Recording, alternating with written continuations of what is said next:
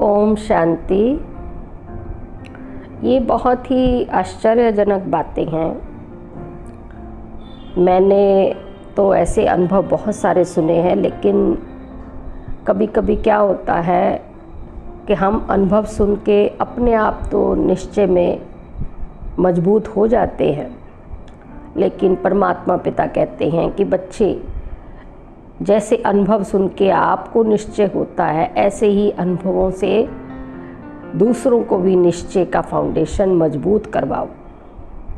तो ये अनुभव गाथा जितनी भी होती है ना, ये हमारे निश्चय को मजबूत करती हैं कि कैसे कैसे इस सृष्टि पर परमात्मा का कार्य चल रहा है।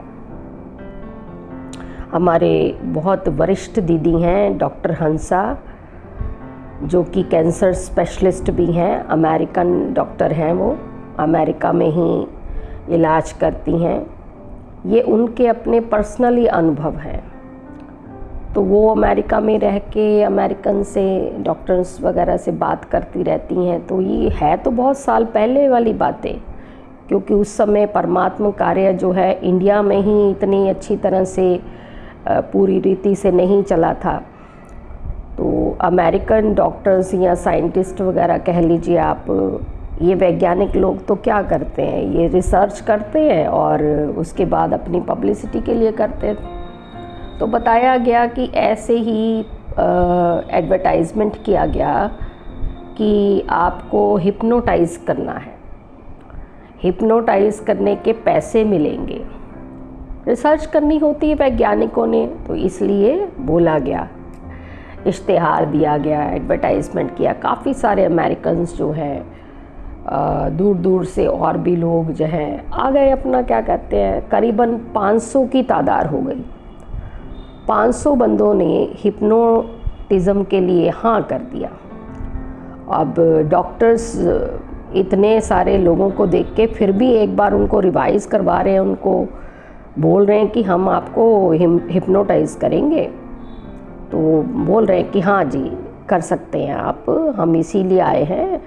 क्योंकि ये आपको बात बता दें कि हिप्नोटिज़म जो एक ऐसा है रिसर्च है, ये आपकी जब तक आप अपनी अंतरात्मा आपकी नहीं कहती है, तब तक आपको कोई हिप्नोटाइज़ नहीं कर सकता है। जब आप अपने मन से, अपनी अंतरात्मा से आपकी आवाज़ आती है ना कि हाँ मुझे हिप्नोटाइज़ कर लीजिए, तो तभी आपका हिप्नोटाइज़ हो पाता है, ऐसे नहीं हो पाता। तो इसीलिए डॉक्टर्स वगैरह जितने भी थे, उन्होंने भी बार बार पूछा कि भाई हम आपको ऐसा करेंगे, हिप्नोटाइज़ करेंगे। तो सभी ने हाँ की। तो 500 लोगों का करीबन काफ़ी दिन तक चला होगा हिप्नोटाइज़। अब जब चला, उसके 2-3 दिन 4 दिन के बाद पूछा गया, अनुभव पूछा गया कि आप कौन हैं, क्योंकि डॉक्टर्स लोग तो रिसर्च करते हैं।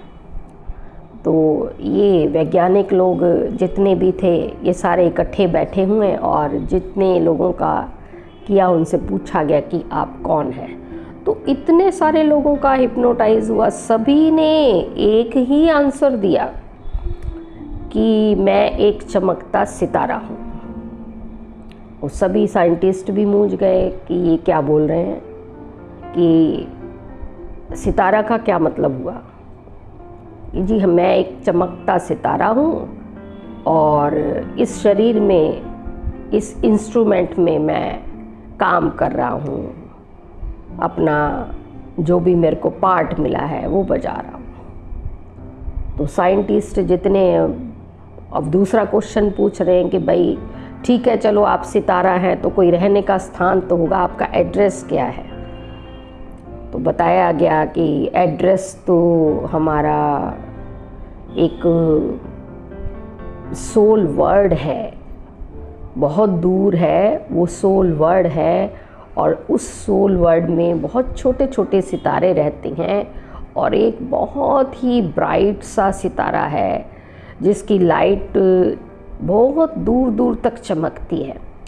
उस बड़े से सितारे के नीचे छोटे छोटे स्टार्स जो हैं वो सारे फिर रहते हैं, और हर सितारे के लिए एक स्पेस बना हुआ है। तो वैज्ञानिक जितने भी थे उन्होंने और भी अपनी इच्छा जाहिर की कि और डिस्क्राइब करो इसे, और क्या देखा है आपने। तो बता रहे कि जैसे हमारा सोने का कमरा होता है यहाँ पे पृथ्वी पे, और किचन बनाने का होता है, इसी प्रकार से वो सितारे के रहने का स्थान जो है हर एक का फिक्स है। एक बहुत बड़ा एक पेड़ है और उस पेड़ में बहुत सारे स्टार्स हैं, और जो स्टार्स जो हैं वो ब्राइट वाले स्टार्स के पास हैं कुछ, और कुछ नीचे हैं। तो ये एक तरह से ट्री बना हुआ है।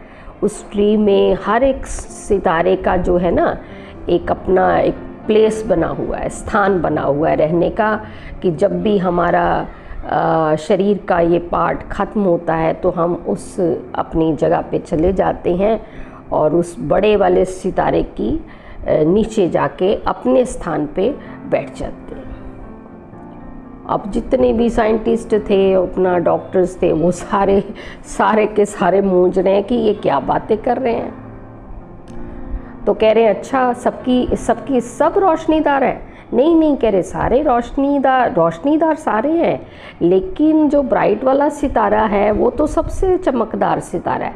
उसके नीचे जो हैं सितारे वो थोड़े ज़्यादा वाले चमकदार हैं, और जो नीचे हैं पेड़ में, और वो थोड़े कम चमकदार हैं। अब साइंटिस्ट और भी थोड़ा सा इच्छुक हो रहे हैं कि भाई ऐसा क्यों होता है। हाँ कह रहे ऐसा इसलिए होता है कि वो जो बड़ा वाला सितारा है उससे जो ज़्यादा लव करता है वो उसके बिल्कुल पास में है सितारा, तो उसकी लाइट भी, उसकी चमक बहुत ज़्यादा है, और जो थोड़ा कम प्यार करते हैं वो सितारे नीचे हैं। तो ये तो भगवान ने जब भारत में आके ज्ञान दिया था तो बताया ही था कि आत्माओं का झाड़ है, आत्माएं जो है वहाँ निराकारी दुनिया में कैसे रहती हैं। और अभी अमेरिका के पास क्या किसी और देश के पास अभी ये ज्ञान गया ही नहीं था, लेकिन जब ऐसी बात सुनी गई तो हम जो भारतवासी हैं हमारे लिए तो ये बहुत बहुमूल्य वाली बात है। हाँ अमेरिकन लोगों ने तो ये क्या है सुना और थोड़ा अपना पब्लिसिटी के लिए अपना पब्लिश कर दिया। उनके लिए तो ये आम बात है कि रिसर्च किया, ये ऐसे लोगों ने बोला। लेकिन एक बोल सकता है, दो बोल सकता है, 500 के 500 बोल देंगे, 500 के 500 ने ऐसी बात बोली। तो जब ये बात ऐसे इंडिया के लोग बाहर जाके जब सेवा करने लगे तब अमेरिकन वालों की भी बुद्धि जागृत हुई कि भाई ये तो हमने बात सुनी थी, ऐसे डॉक्टर जो थे उन्होंने बताया था, रिसर्च की थी ऐसे अनुभव में। तो ये सारी बात खुल के आई सामने कि ये तो परमात्मा का कार्य चल रहा है। अब जो वो 500 लोग थे ना तो वो ज्ञानी थे और अध्यात्म तो उनसे कोसों दूर, उनको पता ही नहीं कि क्या स्पिरिचुअल स्टडी क्या होती है। तो उनको क्या पता कि स्टार क्या है और आत्मा का घर क्या है, परमात्मा क्या है। उन्होंने तो जो हिप्नोटाइज होने के बाद जो अनुभव हुआ था उनको वो उन्होंने बता दिया उसके बाद। तो देखा जाए तो ये परमात्मा देखो अपना ऐसा नहीं है कि खाली भारत के बच्चों को ही जागृत कर रहा है, उसने तो अपने संसार के सारे ही बच्चे जागृत करने हैं ना, चाहे वो अमेरिकन्स हैं, चाहे यूरोपियंस हैं, चाहे जापानीज़ हैं, कोई भी हैं। लेकिन पूरा संसार भगवान ने बदलना है, तो पुनरावृत्ति तो पूरे संसार की होनी है ना।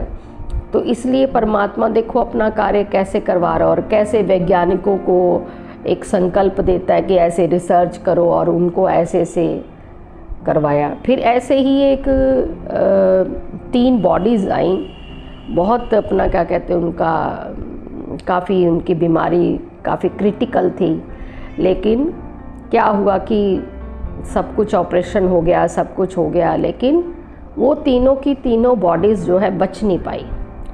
तो ब्रेन वाले डॉक्टर ने और आपके हार्ट वाले डॉक्टर ने, इंटेंसिव वाले डॉक्टर ने, सब ने जो है सर्टिफिकेट ऐसे रिटर्न में दे दिया कि ये जो है अब मतलब मृत्यु हो चुकी है, इनकी डेड बॉडी बन चुकी हैं।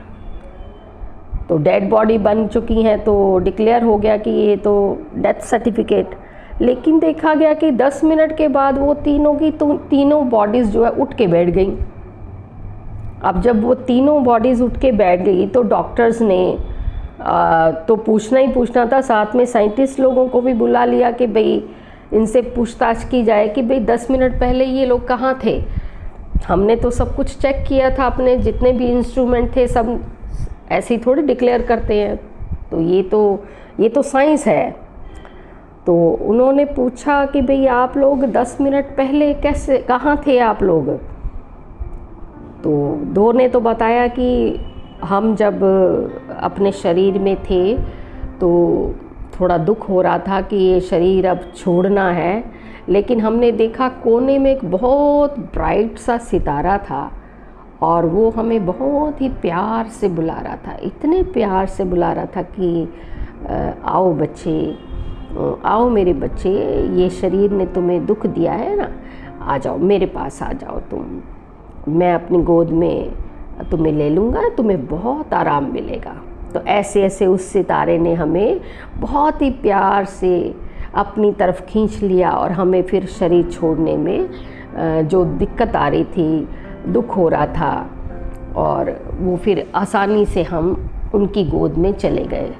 और गोद में जाके उन्होंने बहुत ही प्यार दिया हमें, बहुत ही आनंद जिसे कहते हैं, ऐसा अनुभव हुआ और आने का मन भी नहीं कर रहा था।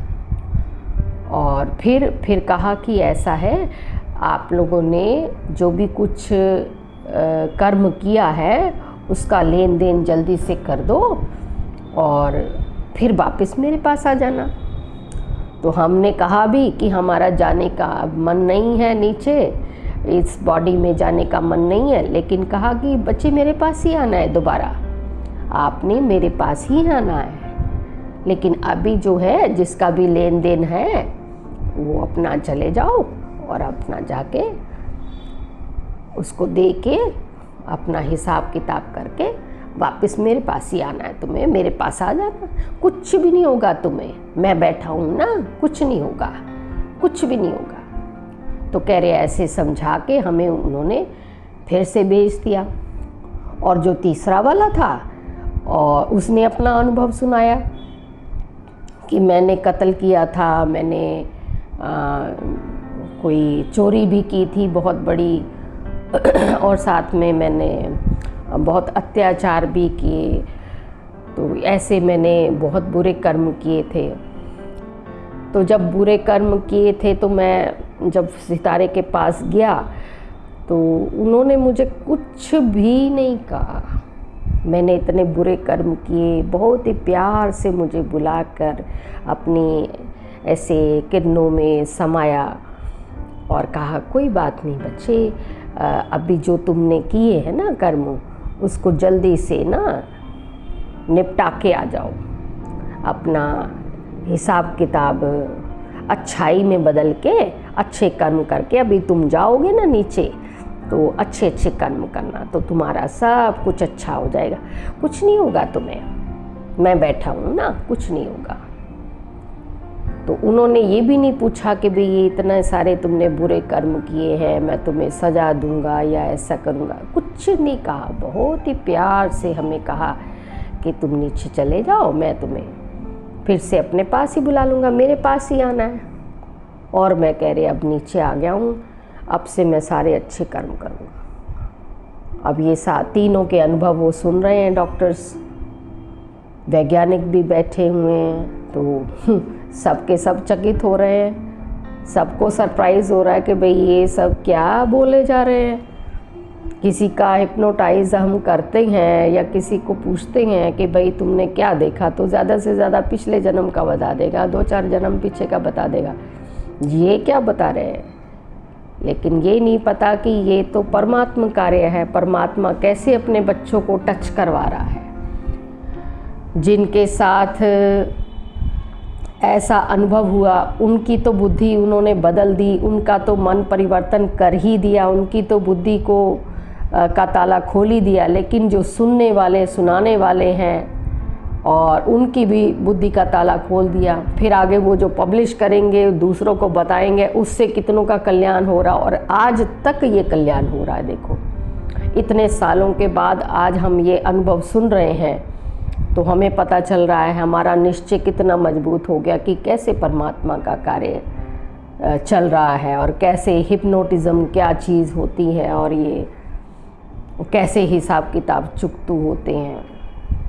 फिर एक बहुत ही बड़ा अपना क्या कहते हैं, एक लड़की का बताया गया अनुभव कि लड़की थी, उसको माइग्रेन की बीमारी थी, बहुत ही जिसे कहते हैं हार्ड माइग्रेन था उसका, बहुत ही जैसे सूरज की किरणें पड़ने लग जाती थी ना उसके ऊपर, तो उसको वॉमिट होना, घबराहट होना, पसीना वगैरह ऐसे आ जाना, तो बहुत ज़्यादा वो परेशान सी हो जाती थी एकदम। छोटी बच्ची बड़ी हो गई, बहुत उसके पिता ने बहुत सारे डॉक्टर्स वगैरह ट्राई किए, लेकिन उसकी बीमारी बिल्कुल ठीक नहीं हो रही थी।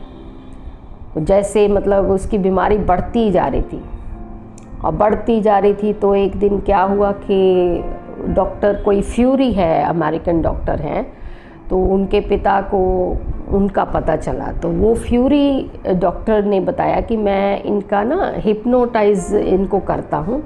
तो उन्होंने हिप्नोटिज़म किया उस बच्ची का, लेकिन जैसे ही करने के लिए कहा, पहले पूछा जाता है कि भी हम आपको हिप्नोटिक कर सकते हैं, तो उसने साफ मना कर दिया कि नहीं, मुझे नहीं कराना है।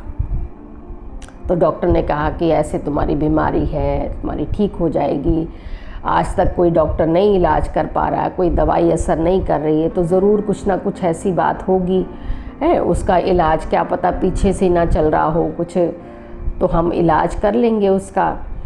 तो उसने कहा कि नहीं, मुझे नहीं कराना है, नहीं कराना है। बहुत उसको समझाया, कम से कम नहीं तो उसको 10-15 दिन लग गए। उसको बड़े प्यार से डॉक्टर रोज़ समझाता कि आपको कुछ भी नहीं होगा, मैं आपको कुछ भी नहीं करूँगा, और जैसे आपको लगेगा कि मुझे कुछ ऐसा डर लग रहा है, मैं फ़ौरन वापस ले आऊँगा, लेकिन आप बिल्कुल घबराओ मत।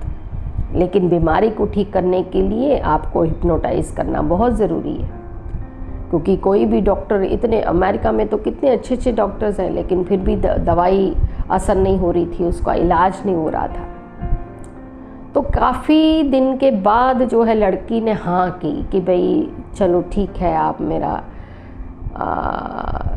मतलब उसने शादी भी हो गई थी, उसकी 35 साल की हो गई थी, तो शादी भी हो गई थी। और शादी की तो डॉक्टर ने ये भी उससे पूछा था कि भी आपकी तो बीमारी है और आप कैसे मैनेज करते हो, आपके पति से के साथ आपने फिर शादी क्यों की है जब आपको इनसे कुछ लगाव नहीं है। आपके पति बताते हैं कि मैं तो इसके बिना रह नहीं सकता हूँ, मैं इसे बहुत प्यार करता हूँ। और वो कहने लगी कि मैंने इनसे शादी ही इसलिए की है क्योंकि ये मुझे प्यार करता है और इसीलिए मैंने इससे शादी की है, लेकिन मुझे इससे ऐसा कोई लगाव नहीं है, बस इसकी यही अच्छाई मुझे अच्छी लगती है और इसीलिए मैंने शादी की है। और उसको पूरा सहयोग देना और उससे अपना क्या कहते हैं संबंध अच्छे से बना के रखना, व्यवहार भी अच्छा करना, लेकिन वैसे उसको कुछ उससे लगाव नहीं था। हाँ, पति जो था वो तो जान छिड़कता था, वो तो बहुत प्यार करता था, वो कहता मैं इसके बिना रह ही नहीं सकता हूँ। तो वो कहता कैसे भी करके इसको ठीक करो, इसकी बीमारी ठीक करो। तो लड़की ने बताया कि मैंने तो इसको इसी अच्छाई की वजह से इसकी शादी की। तो डॉक्टर ने कहा चलो ठीक है, आपको हिप्नोटाइज करके हम आपकी बीमारी का हल ढूंढते हैं। तो वो राज़ी हो गई, तो लिटाया गया उसको, और जैसे ही उसको हिप्नोटाइज किया तो पता चला कि वो पीछे से पीछे कोई 3-4 जन्म पहले कोई लड़की थी, दो जन्म 3 जन्म पहले कोई लड़की थी, छोटी लड़की, बहुत छोटी लड़की थी, किसी गांव में रहती थी। माता पिता उसके काफ़ी गरीब थे और पिता दुकान चलाते थे और कोई मिलिट्री एरिया में रहती थी। एक दिन क्या हुआ कि मिलिट्री वाले आए, काफ़ी तोड़ फोड़ की, उन्होंने बहुत बंदों को मार मूर भी दिया और सारी दुकान वगैरह तोड़ दी उनकी। तो माँ बाप भी पता नहीं मारे गए उसके। ये लड़की बेचारी भाग रही थी, लेकिन कुछ जो है मिलिट्री वाले उसके पीछे भागने लगे और उसको ले गए वहाँ पे अपने कैंप में ले गए। वहाँ बहुत सारे अपना खूंखार से थे मिलिट्री वाले और वो कैसी नज़रों से देख रहे थे उसको। अपना क्या कहते हैं, है छोटी सी बच्ची थी, सुंदर भी थी, प्यारी भी थी, तो उसके साथ वो बलात्कार करने के भी ऐसे सोच रहे थे। लेकिन ये थोड़ा सा चकमा वगैरह दे के भाग निकली वहाँ पे। वो भाग निकली तो भागते भागते आके इसने देखा अपना उसका जो है घर बार तो सारा टूट गया, दुकान भी टूट गई, माँ बाप भी दिखाई नहीं दे रहे थे, सारा गांव भी एक तरह से तहस नहस हो गया। तो वो जो 3 बंदे उसके पीछे लगे थे वो आ गए, पकड़ लिया। तो एक ने तो उसके सर पे बहुत ज़ोर से डंडा मारा और वो एक तरह से आधी बेहोश सी हो गई, और दूसरे ने उसको छुरी मारी। तो छुरी जैसे ही अपना मारी, आत्मा जो है वो कह रही मैं निकल गई, वो शरीर से निकल गई। और मैंने जैसे ही उस शरीर छोड़ा, मैंने देखा उसी समय उन जो 3 बंदे थे उन सब की मैं मन की बात जान गई कि ये कौन है, क्या करने वाले हैं, मेरे से क्या चाहते हैं। वो तीसरा बंदा जो था वो बलात्कार करने की कोशिश करने लगा था उसके साथ। तो ये उसने शरीर छोड़ते समय सारा कुछ देखा। तो जैसे अपना क्या कहते उसने ये सारी बात अपना क्या कहते बताई, शरीर छोड़ने के बाद अपने पिता को बताई, क्योंकि एक बार शरीर छोड़ने के बाद पिता के साथ मिलन तो होता है। पिता ही समझा के फिर भेजते हैं कि बच्चे जो आपने कर्म किए हैं उन कर्मों को दोबारा से पृथ्वी पे जाके हल करके आओ, हिसाब किताब चुकतू करके आओ, फिर तो मेरे पास ही आना है तुम्हें। तो ये लड़की को भी ऐसे ही बोला कि बच्चे ये तो शरीर तुम्हारा छूट गया है, अब मैं तुम्हें नया शरीर देता हूँ, तो जो भी कुछ गलत हो गया है उसको अब सही करके फिर मैं तुम्हें अपने पास ही बुला लूँगा। तो वो लड़की ने मना कर दिया कि नहीं, मैं नहीं जाऊँगी, अब दोबारा नहीं मैं जाऊँगी, अब नहीं जाऊँगी। तो फिर भी परमात्मा पिता ने समझा के भेजा कि बच्चे जाना तो तुम्हें पड़ेगा, मैं तुम्हें नया शरीर दे रहा हूँ, नया पिता दे रहा हूँ, माँ बाप तुम्हें नए मिल रहे हैं, तो तुम जाओ। तो समझा बुझा के पिता की बात मान के बच्ची आ तो गई, लेकिन फिर भी वो दिमाग में जो है, छोटी बच्ची थी ना, उसके साथ ऐसा हुआ था तो घर कर गई बात, तो दिमाग में उसके अभी भी ये बैठी हुई थी बात कि जो घर मेरे को मिला है जो, तो उसको पता भी था कि वो आत्माएं कौन हैं। तो वैज्ञानिक ने पूछा कि तुम बता सकती हो कि वो जो 3 आत्माएं हैं वो कौन है? कह रही नहीं बताना चाहती मैं। क्यों नहीं बताना चाहती? क्योंकि ये मेरे अपने ही रिलेशन में है। कह रहे तुम बताओगी नहीं तो फिर कैसे अपना तुम्हें ठीक करेंगे, इसलिए तुम बताओ। तो बताने लगी कि थोड़ा उसके मन भी भर आया, रोने भी लग गई कि जो मेरे को डंडा मारा था, ज़ोर से डंडा मारा था, वो मेरा पिता है इस जन्म में, और जो मेरे से बलात्कार करने की कोशिश कर रहा था वो मेरा पति है। अब तीसरे का मैं नाम नहीं लूँगी, वो अपने आप समझ लो।